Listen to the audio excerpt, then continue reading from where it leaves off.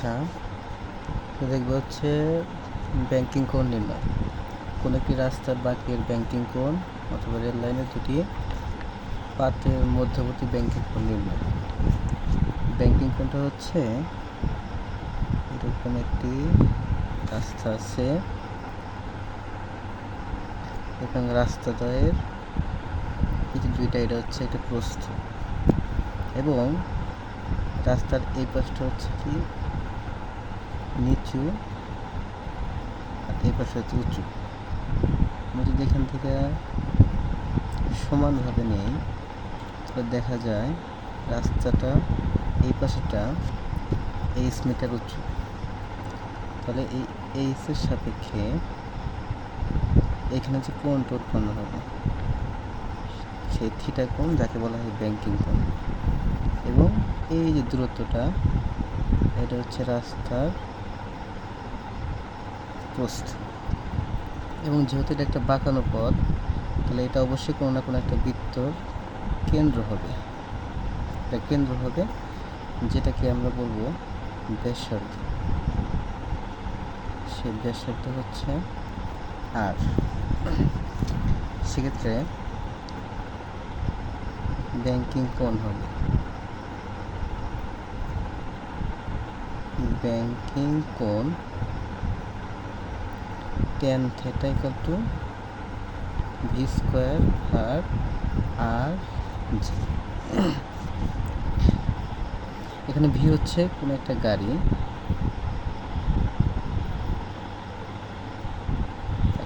যদি এখান থেকে ভি মিটার/সেকেন্ডে অতিক্রম করে, তাহলে এদিকে যেতে যেতে সে একটা বাঁক নেবে, একটা নির্দিষ্ট বেগে সে বাঁক নেবে। সেই বাঁকটা নিতে তার কত ডিগ্রি কোণ উৎপন্ন হবে সেটাকে আমরা বলবো হচ্ছে ব্যাংকিং কোণ।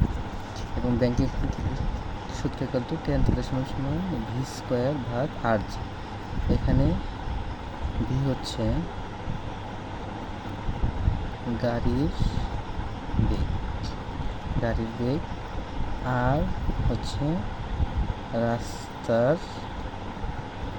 ব্যাসার্ধ।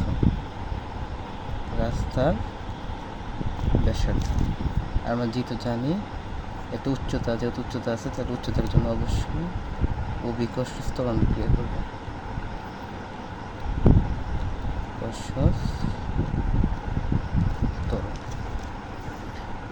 তাহলে এখান থেকে ব্যাংকিং কোণের মান হবে θ = tan ইনভার্স v²/r g।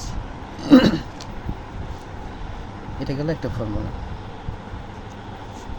এবং এখন যদি দুটো রেল লাইনের পাথ হয়, এরকম সমান্তরালভাবে যাচ্ছে দুটো রেল লাইন পাথ, এরকম রেল লাইন পাথ আছে আমাদের। এই রেল লাইন পাথের একটা থেকে অপর একটা পাথের একটা উচ্চতা থাকবে। উচ্চতা যাকে বলা হয়, উচ্চতা থাকতে পারে, সেখান থেকে ব্যাস থাকবে। রাস্তা কি থাকবে? ব্যাস। সেই ব্যাসের ক্ষেত্রে যদি এদের ভিতরে কোনো একটা জায়গাতে যদি কোণ, এখানে এটা কোণ হতে পারে, এখানে এই কোণ হতে পারে, সেই কোণের ক্ষেত্রে আমাদের ফর্মুলাটা হবে ঠিক আছে। কোণ দেওয়া আছে, এইটা হচ্ছে থিটা কোণ, আর নিচে যে দুইটা পাত, এই যে দুইটার যে কোনো একটা পাতের সেটা ব্যাসার্ধ হচ্ছে কি ডি। রাস্তার ব্যাসার্ধ হচ্ছে ডি, বা ব্যাসার্ধ বলবো না, যেটা বলবো রাস্তার প্রস্থ। এই পাশ থেকে এই পাশে দুইটা রাস্তার প্রস্থ, যাকে বলা হয় ডি। এবং একটা নির্দিষ্ট এই পাত থেকে এই পাতে একটা উচ্চতা আছে, এই উচ্চতা হচ্ছে এইচ।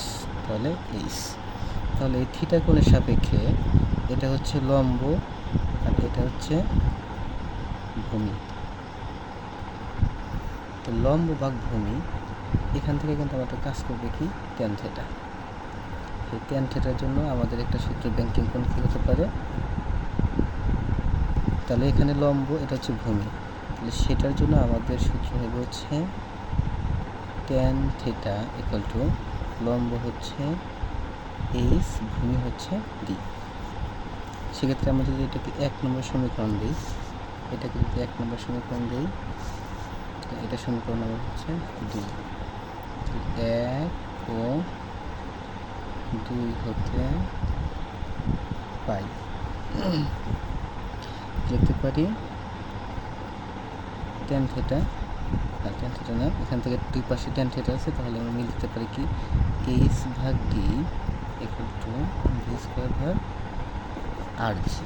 তাহলে এখানে পরিচয়গুলো কি, এখানে h হচ্ছে কি উচ্চতা, স্লিপারের এক পাত থেকে অপর পাতের উচ্চতা, আর ডিটা হচ্ছে কি দুইটা স্লিপার রেলওয়ের যে রাস্তার স্লিপারের প্রস্থ, সেটা হচ্ছে কি রাস্তার প্রস্থ।